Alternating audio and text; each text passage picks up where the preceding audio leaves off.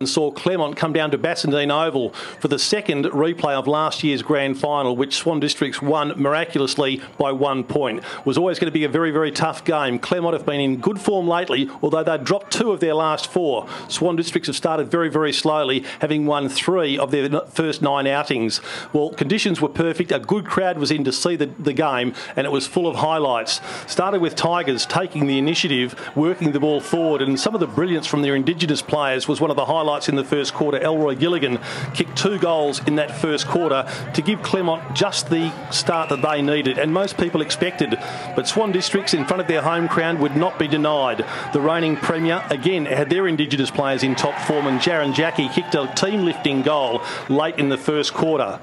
The second quarter saw the Tigers continue with their Indigenous players, and Lewis Broom kicked a remarkable goal, just dribbled through, but was enough to give the Tigers a very, very small break of 4 points going into the half-time break. It was always going to be tough and tight after half-time, but Swan Districts really, with a couple of players light on the bench, showed great courage and determination in the third quarter. Adam Hunter was one of their casualties physically, but he kicked a team-lifting goal there that gave Swan Districts some momentum. They were able to turn things around in the third quarter, and they actually had a 6-point lead going into the final term. Ash Hansen was absolutely red hot in front of goals. He finished with 8 goals straight for the day in a performance that nearly got his team up over the line. At the end of the day, Swan Districts, with a couple of players too few on the bench, ran out of legs, and Claremont, with superior fitness, just got home. It was a terrific game all day. Elroy Gilligan kicking the third of his 3 goals for the afternoon. Swan Districts never stopped trying, but the brilliance of Broom, the run of Gilligan, and the combination of all their stars just prevailed throughout the course of the afternoon.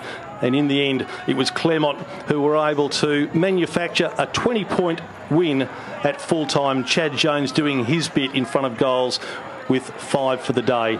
Ian Richardson, although contentious with a ball that may have gone out of bounds, kept the ball alive, gave it to David Crawford, who played well at both ends of the ground for Claremont this afternoon. He finished up kicking 2 goals in the final quarter, and that was all part of the day for the Tigers, winning by 20 points. You can see there that they led by 15 points at quarter time. That was the biggest break during the course of the day at the quarter by quarters. Swan Districts held that lead, and they led by 4 points at half time. Tigers by 6 at 3/4 time, and they ran out winners by 20 at the end of the day.